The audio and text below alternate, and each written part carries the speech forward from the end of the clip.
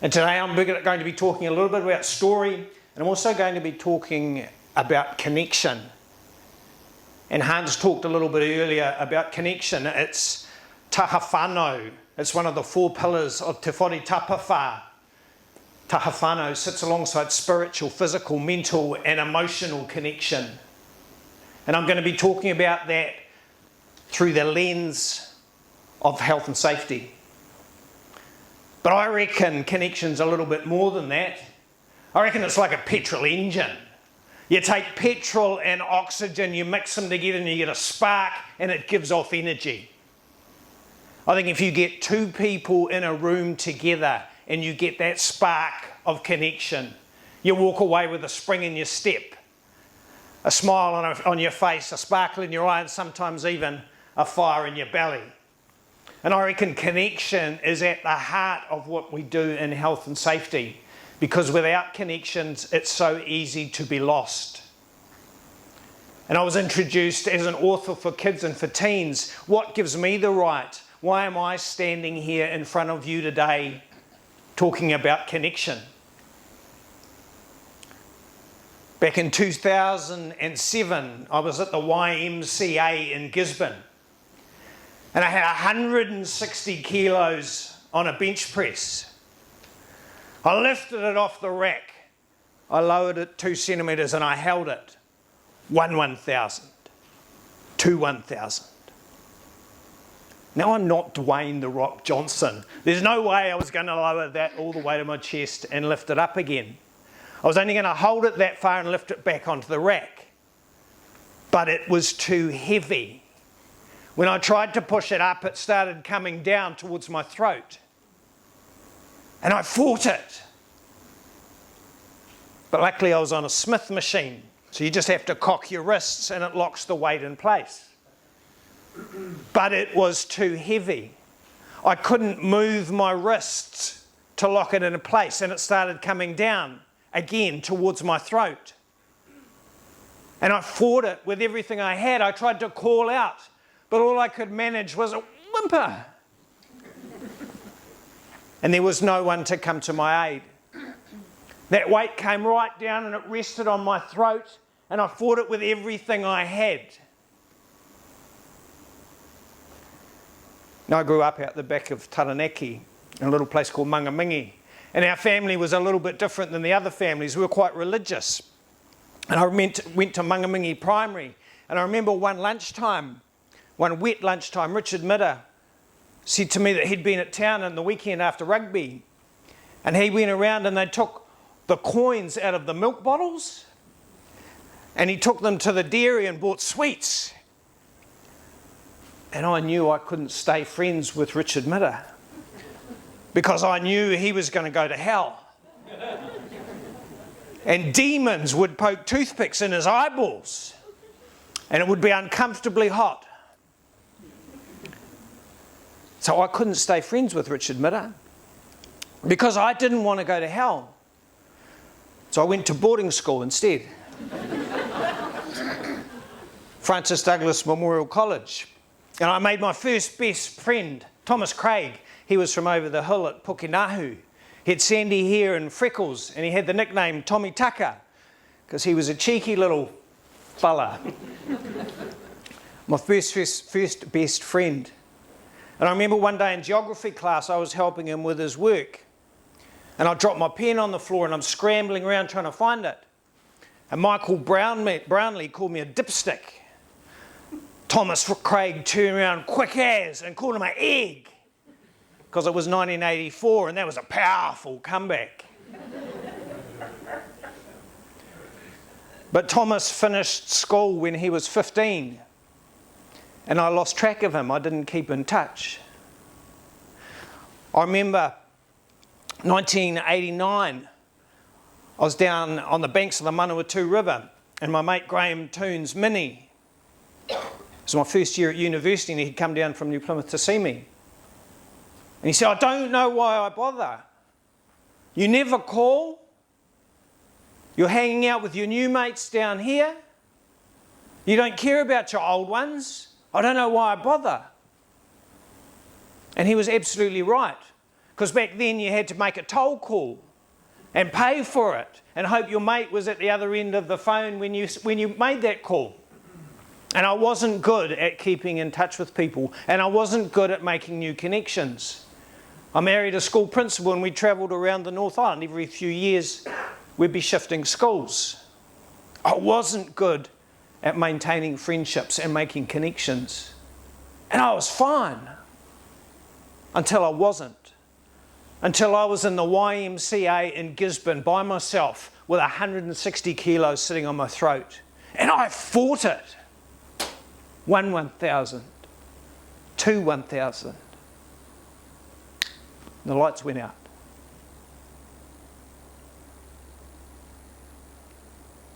And the gym manager heard a clang. He was in his office. He came out to see my body convulsing underneath those weights. He was a big guy. He managed to lift it off me and someone else dragged me out from under it. And I felt like I was dragged back from the hair, by the hair, and I came to on the cold concrete of the YMCA. And I was completely unharmed. So I waited about 5 minutes because it was 1987 in Gisborne and it was 2007 and health and safety wasn't such a big thing back then. And I went home, I found my wife and I gave her a big hug and I told her how lucky she was to have me. But I made an effort after that to make connections and to maintain contact with the ones I have. Because for all of us, one day a weight is going to be put upon us, or we're going to take on too much, and we can't survive that by ourselves. We need those connections. And I think in your field in health and safety, it is so important to have those connections with your co-workers so that they can talk to you and tell you what's going on with them. And tell you about the accidents and the near accidents and the things that could have happened so that you're in a position to help alleviate those and to prevent those accidents from happening. And I'm going to talk firstly a little bit about connection. And I've spent a little bit of time researching that. I came across a guy called Matthew Lieberman. Wrote a book called Social. And he did a lot of research into connection using fMRI scans. And he found out that we are social creatures. There are different parts of our brain. One part of the brain has non-social networks, another has social. Non-social ones are the ones we use when we're thinking about maths and accounting, visual problems. The social ones, when we're thinking about ourselves and the people around us. Our default is social. If we've got 2 seconds between maths or visual problems, we think about ourselves, the people around us, and the relationships between the two. 2 seconds. He did another experiment. It's one of my favourite experiments. And it's so good, in fact, that I'm going to recreate it on the stage here today. And I need 2 volunteers, please. 2 people to help me out recreate this experiment. 2 people, please. We've got one over here. Yep, one over here. Can you come up, please? Yep.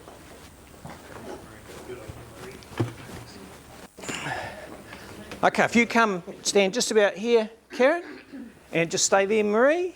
Yeah, so facing towards me. Have you ever played Donkey? It's a game where you pass the ball, and if you drop it, you become a letter, like D-O-N. Just come back a little bit, because it's a little bit awkward. Yep, so just catch the ball. Yep, and pass it back. Yep. So Donkey, if you drop it, you're a D. If you drop it again, you're an O. Although I can see that we've got some skilled operators here. We'll make it Z, which is the Dalmatian word for donkey. Okay, it's just Z-E-T. And my father-in-law told me about that. He's Dalmatian. And it's the only word in the Dalmatian language that has 2 meanings. It means donkey and it means son-in-law. Because they've got about the same value. So how are you feeling, Marie? A bit left out. A bit left out. Okay, so that experiment was actually about social rejection. Matt Lieberman, sorry about that, Marie. Okay. But Matt Lieberman took the brain scans of someone suffering social rejection. Now, as he was looking at those brain scans, a graduate student was at the computer next door to him looking at an experiment that entailed physical pain. So, for the sake of science, we're going to recreate that too. Another volunteer. So, Karen, if you wouldn't mind just putting your finger... We've got a lot of... Who's got first aid training? Yeah. Everyone? Right, no problem. Okay. We won't do that today, but when Matt Lieberman compared those two brain scans, he could not tell the difference between the two.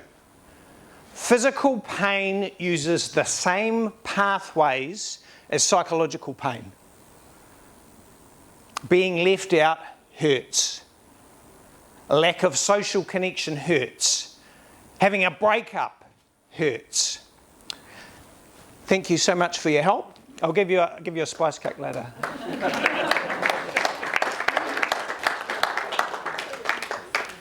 Now, the other good thing to come out of that piece of research was there is a cure or a treatment for psychological pain. And because it uses the same pathways as physical pain, you won't hear this anywhere else, Panadol, Tylenol in the States. But their research found that if you're suffering from psychological pain, you can treat that with Panadol. So I was looking at social connection. And I was looking at the way that we form connections. Now, Robin Dunbar is a social anthropologist. He looked at the way we form connections and make relationships. And he came up with the pillars of connection. Those things that we require to make friends, to make new friends. Things like profession. And you guys, a lot of you people are in the same profession today. Things like your interests and hobbies. Language and location. Your attitude, your worldview. The interesting ones are at the end. Rhythm, music. Your musical taste and your sense of humour. The more of those things that you share in common, the more likely you are to form relationships. It's fascinating.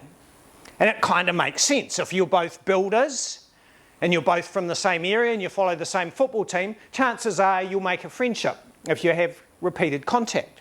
Makes sense for all of us, doesn't it? But the world nowadays is changing. We are more transient than we've ever been. Raise your hands if you grew up in Tauranga and still live there now. It's not very many of us.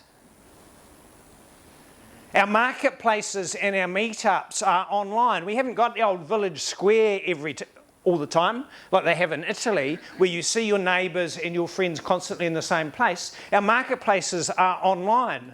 I can buy my books, my whiteware, I get my music streamed, I get my movies. We don't hang out at the water cooler and talk about what we watched on TV1 last night, because we're all on different platforms. Society has changed. There's a bigger gap between the rich and the poor, a greater political divide than we've ever had. COVID pushed us further apart too. If we rely on those pillars of friendship, profession, interests, language, location, we tend to have the same conversations in the same place with the same people. And in a whole world of wisdom and knowledge, what does that leave the people from another culture? The people that don't share the same interests and language that we do, even sub-language, even the language between one side of town and the other. We have the same conversations in the same place. In an ideal world, we'd be able to connect loosely with people from a range of cultures and a range of backgrounds with a range of experience. And in our workplaces, it's what Hans was talking about. When you've got people of different cultures that don't share those pillars of friendship, those pillars of relationship, how do we talk to them? How do we hear their stories and find out what's bothering them? I was thinking about that problem when I was at a conference a couple of years ago. I was in a storytelling workshop and we were asked to share a story.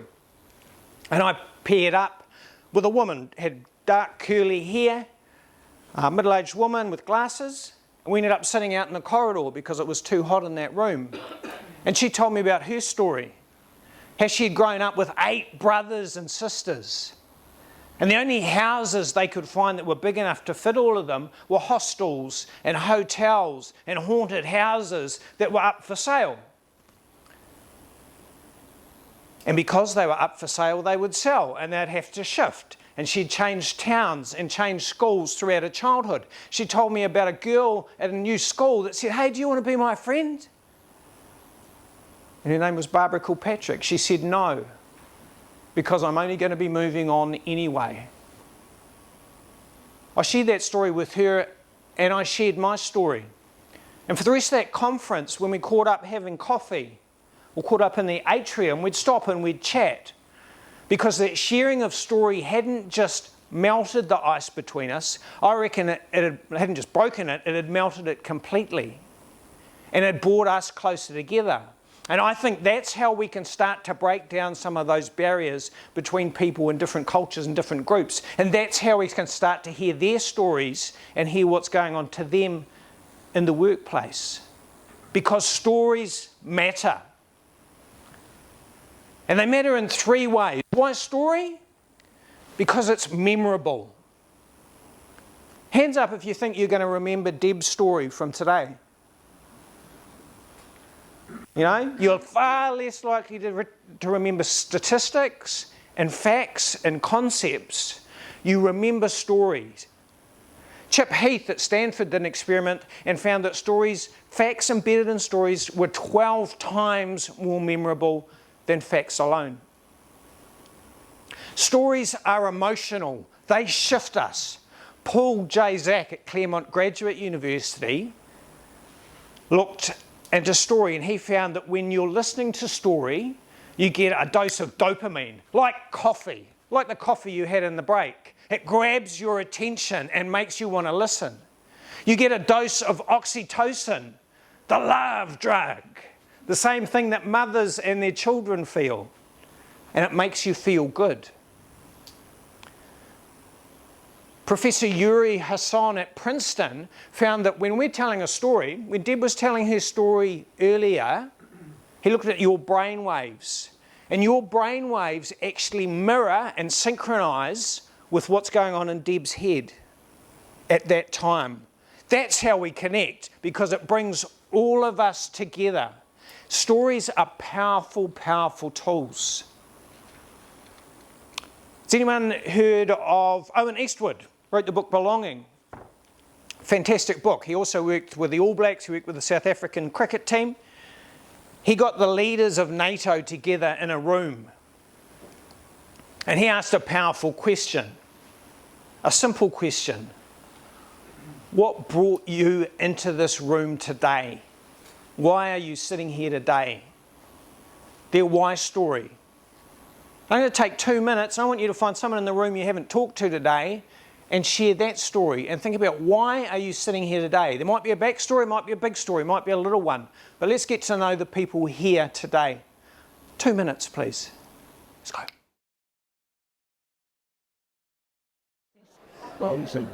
And I've got another question for you as well. And I think it's a more powerful question because the other part of the conversation is listening. And any conversation really involves listening. This one's from Marissa King, Professor Marissa King at Yale. And she talked to a lot of CEOs and would ask them a question. And she wouldn't say anything for 2 minutes. And I challenge you to try and do this when you're listening to someone answer a question. Leave those pauses, leave the me toos, and adding your little bit. Just listen to what they're saying for 2 minutes. I challenge you. And I challenge you to ask this question, and this is a question that came from her. And she said, what does it feel like to be you today?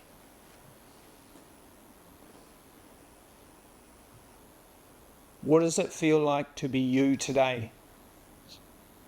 And if you're in a workplace and you see someone that's looking a little bit stressed out or that's not themselves or is a little bit snappy, maybe stop and ask them that question and see if there are some things going on with them. And it could be psychosocial safety. It could be emotional. There could be a whole lot of things going on. But if you're in that workplace and you've got a chance to help someone out in that situation, maybe their safety is at risk. So ask that question and wait 2 minutes. And I'm here to talk a little bit about story too. And I use a framework. I developed a framework that I use for storytelling. And I call it my spice cake recipe. Yes. And you'll see there's a card on the chairs that talks about my spice cake recipe. Does anyone here know what a spice cake is? It's got. Is anyone familiar with cake with spice in it? That's a pretty good guess. She's clever, this one. It's kind of like a carrot cake without the carrot. Okay? A spice cake. So that's the concept of a spice cake. But stories make concepts concrete. That's why I brought along some spice cakes. If the people in the back row wouldn't mind, there's 4 boxes at the back there. They're full of little mini spice cakes. Can we distribute those around the audience today? And if you get one early, I encourage you, and I'll tell you why later, I encourage you, if you've got your phone on you, just take a photo of the spice cake and of that little card if you can. Okay? So we've got spice cakes. And I've spent some time in Gisborne, but I absolutely guarantee there is no marijuana. There's no marijuana in any of these spice cakes. They're not gluten-free, I'm afraid. They're full fat, full protein, they've got everything in them. Thank you guys for helping out. Oh, did someone lose one? We've got a spare one over here. Right, 1 second. 2 second rule. 2 second rule. Fantastic. That's a health and safety maxim, isn't it? The 2 second rule. Okay. So that is a spice cake, right? It's not the concept of a spice cake, it's a spice cake. And that's what stories do. They make concepts concrete. That's what stories are. Rather than talking conceptually about going on, you're talking to your staff, you're talking to people in the office and telling them what happened. That's stories, okay? And the structure of a story, so that's a definition of story. A story is a moment in time. A story is a moment of change. And if I think again, it's trying to come back to Deb again, but her story reflected a moment of change. And something happened that was a massive change in her life. And when you're talking to staff and trying to encourage stories, sometimes most often it's about that moment of change. It happens in seconds. You are one thing, you become something else. You think one way, you think differently. You think you're okay, you know you're not okay. That's the concept of story. It happens in seconds. If you're going to tell that story, try and keep it simple. Try and keep it to those things that matter for that moment of change. Not everything that happened, but if you're telling a story and you're trying to get a story out, find out what that story, what that change was, and be really precise with it. Now, when I made those cakes this morning, I had the staples that I used: flour, sugar, eggs. Okay? The staples of story they happen in scenes. They're in a time and a place. If I start getting out of that, I start talking conceptually again. If you want to tell stories about something that went on, take me to that time and place. Be really specific. I don't need a whole lot of description, but tell me that the forklift started to tilt. Tell me the container was going over. Tell me that in a time and place. And there are stakes. And in Deb's story, those stakes were huge. It's not just her husband, it's Deb, it's her family, it's everyone in their circle and a bigger circle. My daughter has type 1 diabetes. It affects everyone in our family, it affects her friends, it affects a huge circle. And every one of the health and safety incidents affects a much wider group of people. Those are what's at stake. And stories have a soul because they matter to people. They are absolutely important and we care. If someone we love is hurt, if we are injured, it affects everyone around us. And those are the stakes that we have in story. So story, I believe, is hugely powerful in what you do. And I think to connect with people, It's massively important. And sometimes the best way to find a story is to tell a story. Will Gadara was the owner of 11 Madison Park in New York. It became the #1 restaurant in the world. And at one point he said, okay, let's talk to the customers and find out if there's any ingredient they don't like that's on our menu. Okay, and then we'll substitute it for something else. So he had this policy for 3 weeks and no one was coming back. All the servers said no one said anything. No one admitted to having something they didn't like. So he thought, well, this isn't right. So he got an apron on, he went out one day as a server and all the other servers were kind of looking at him sideways because he wasn't doing a particularly good job. Yes, But he went around and he asked people, is there anything on the menu that you don't like? And he said, me personally, I hate, roe? It's not like kina roe, it's sea urchin. I hate sea urchin, can't stand the stuff. I don't like oysters either. And then people in the restaurants, they're saying, and I don't like this, and I don't like something else, and I don't like something else. Because sometimes it takes a story to get a story. And it's important that you guys lead off with those stories sometimes yourselves, because that can draw the stories out of the people in your teams. I think stories are hugely important like that. And I think there's three lots of stories that really matter. I'm going to do it over here, so give some love to the people on this side of the audience, rather than all you guys over there.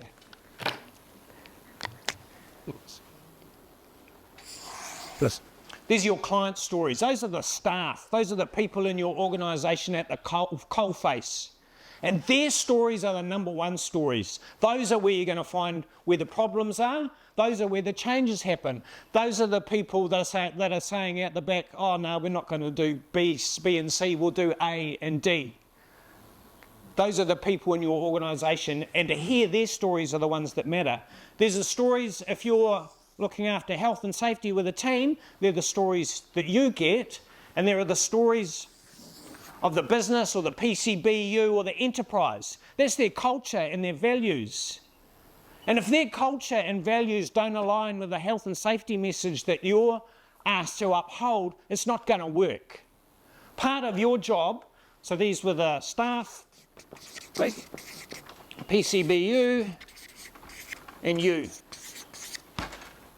And if those aren't aligned, if their values and culture, if they're not living those values and cultures, then it's up to you to feed back and say that isn't working, because the safety of these people rely on it, the safety of the people in your organisation.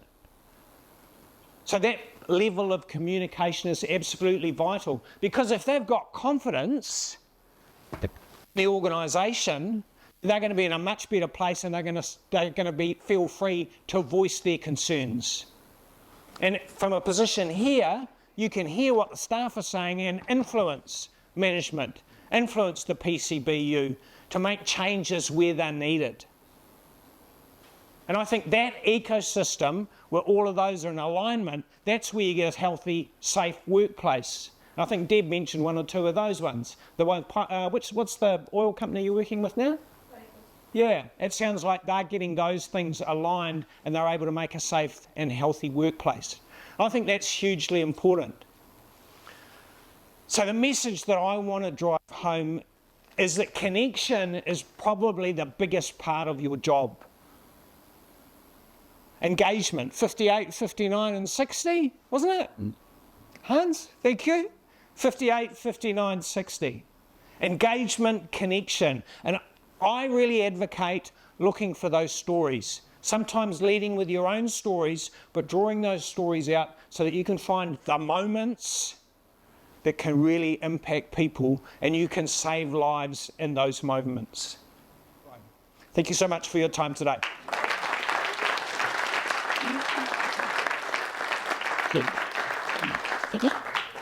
Thank you very much.